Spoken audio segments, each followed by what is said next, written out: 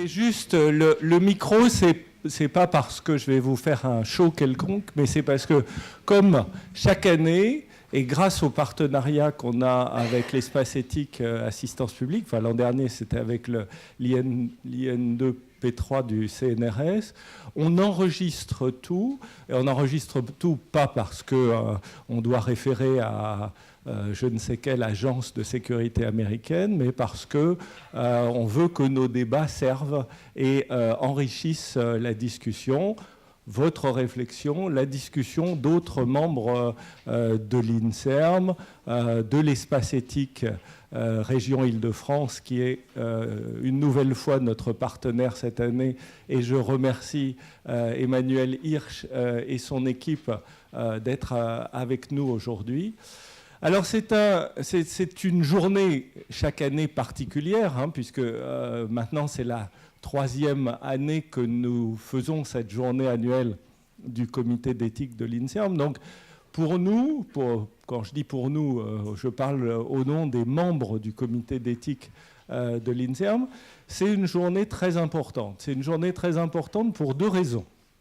La première raison, c'est un peu ma façon à moi de placer des bornes au travail du comité, c'est que je fais une certaine pression sur les membres du comité pour qu'à la date dite, à la date anniversaire, les notes du comité, les notes des groupes de travail, la concrétisation du travail de l'année soient là.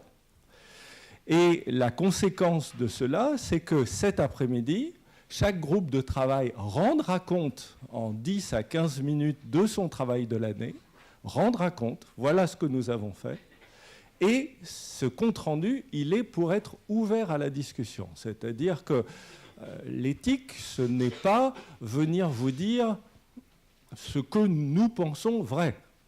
L'éthique, c'est mettre en évidence les tensions qui sont en jeu dans certaines questions, tensions autour de la notion de bénéfice-risque, tensions autour des questions d'autonomie de la personne, qui sont donc liées au consentement éclairé, tensions autour de la bienfaisance, tensions autour de la non-malfaisance, et tensions autour des questions de justice qui sont des questions de justice pour la société et questions de justice pour l'individu.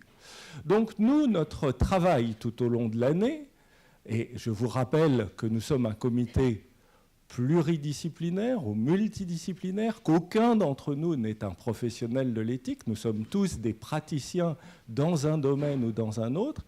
Et nous confrontons nos travaux, nos points de vue, nos réflexions de telle façon à éclairer les questions qui sont mises en perspective dans les groupes de travail que vous connaissez sur l'embryon et la recherche sur l'embryon, sur la question du genre et les notions de genre, sur l'animal et la perception de l'animal par les chercheurs et les personnels techniques et le grand public, autour des questions sur les recherches au Sud, autour de nouvelles questions qui vont émerger sur des nouvelles technologies. On verra tout à l'heure les questions de nouvelles technologies appliquées au cerveau. Nous travaillons sur les questions de nouvelles technologies, de ce qu'on appelle l'édition du génome.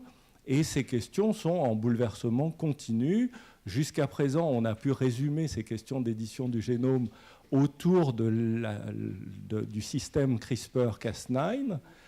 On a vu dans les 15 derniers jours apparaître de nouveaux outils qui sont capables de modifier cette fois-ci l'ARN, une enzyme qui s'appelle C2C2, ou qui sont capables, par un autre système que CRISPR-Cas9, avec un guide ADN au lieu d'un guide ARN, de modifier l'ADN.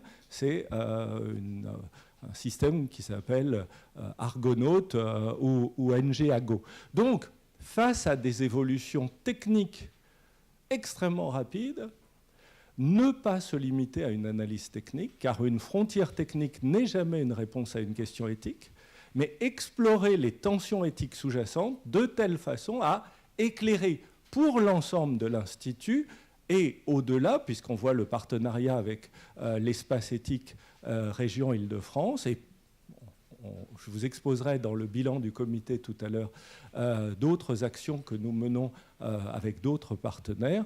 Donc, éclairer ces questions. Et éclairer ces questions, les mettre en perspective, ça veut forcément dire ouvrir le débat. Et donc, pour nous, la journée annuelle, c'est un moment de rebond, un moment de relance. On fait le point de l'année écoulée, mais on se prépare pour la prochaine année. Et cette année, on se prépare d'autant plus que le mandat du comité est un mandat de 3 ans et qu'il arrive à échéance aujourd'hui, avec le mois de juin, que donc il y aura un nouveau processus de nomination d'un nouveau comité renouvelé, qui sera largement basé sur le comité actuel, mais qui s'ouvrira à de nouveaux membres, pour les 3 prochaines années. Donc, moment de réflexion et de confrontation avec vous, mais aussi moment de relance et d'ouverture pour entendre vos questionnements. Et donc, je conclus sur le plus important de la journée.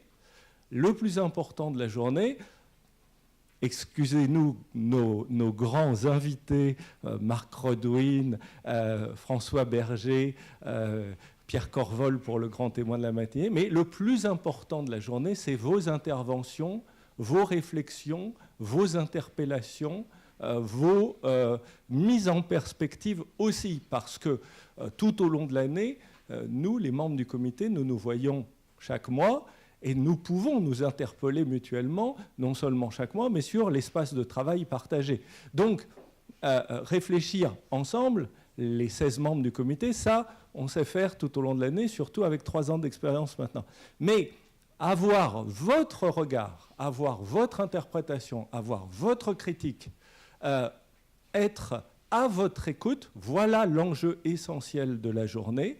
Et je vous remercie pour vos interventions. C'est pour ça que maintenant je me tais, pour laisser la place d'abord à Catherine Bourguin, qui va introduire notre grand invité numéro 1, et surtout pour être capable de vous écouter. Merci beaucoup pour être là et merci pour votre intervention tout au long de la journée.